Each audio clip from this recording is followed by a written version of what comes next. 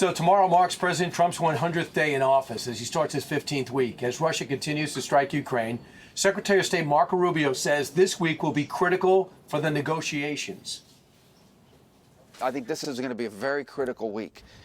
This week is going to be a really important week in which we have to make a determination about whether this is an endeavor that we want to continue to be involved in, or if it's time to sort of focus on some other issues that are equally, if not more important in some cases. So here we go. Assistant to the President and White House Deputy Chief of Staff James Blair joins us now. James, great to see you. Good to see you. Appreciate it. I think we should talk about some of that iconic shot at St. Peter's. The President of the United States goes to the funeral of the Pope, and then at one moment decides this would be a good time to talk to President Zelensky. Can you give us an idea of what led to this and an idea of what was accomplished? Yeah, absolutely. I mean, obviously, leading up to it, the Ukrainians have been reaching out. We've had ongoing conversations. There was a desire, which I think President Zelensky expressed publicly, to have a pull-aside meeting there in Rome. And what came out of it was progress. Obviously, the president feels like we are making progress, but he's been frustrated at both sides, which he's made clear. He said over the weekend that the Ukrainians should have signed the deal with us weeks ago, and he wants them to hurry up and get that done.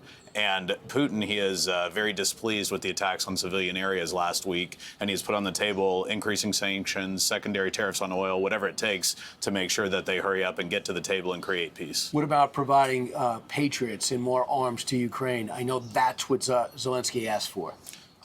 Look, I don't have any news to break on that, but obviously we've provided a lot already. What's most important is that they get to the table and hurry up and make this deal quickly. Do you think that is the president angry that Putin might be playing him? Does he feel deceived that indeed might be his agenda? Well, look, he put out a statement, I think 2 days ago on his Truth, where he said he does not want to be tapped along. He won't accept it.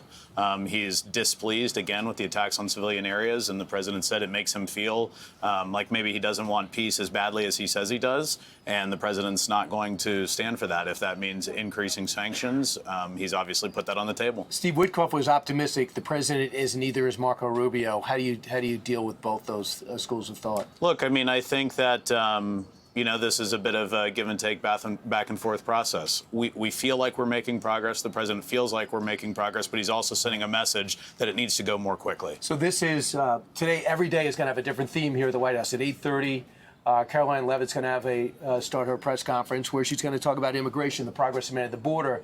You see these signs behind us.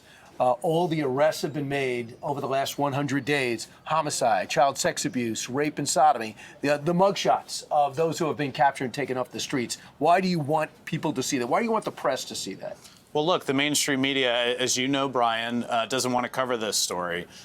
What we've done is get violent criminals and other lowlifes on the street. It's literally a murderer's row here on the lawn of the White House. And these are people that we've taken out of the country since we came into office. Last month, we had the lowest border crossings on record. And that's a result of not new legislation, as Biden said we would need, but just a new president getting the job done. We've reunited over 5,000 children with their families or a safe guardian since we came into office. We're cleaning up our communities. We're getting rid of all these guys. I mean, look at these. These are all heinous crimes. These are violent crimes. That would be a Law and Order episode, and we have to get all of them out of the country. So yesterday, if you were looking for key Democratic leaders, you'd have to go to the Capitol steps where they were sitting for a sit-in because they think that the big, beautiful bill is going to be terrible for America, and the only thing they could do is sit in and sing and talk about it. Is the president going to change his mind because Cory Booker spent a Sunday on the steps?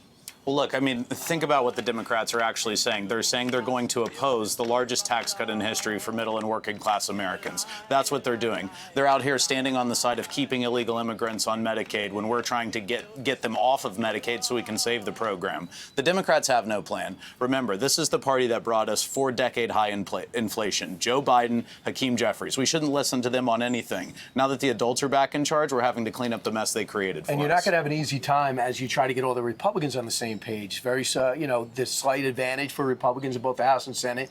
Your thoughts about the so-called SALT caucus of New York and the Northeastern, the congressman from the blue states. Your thoughts about those who say, I want to keep parts of the Inflation Reduction Act under Joe Biden because it would hurt their constituents.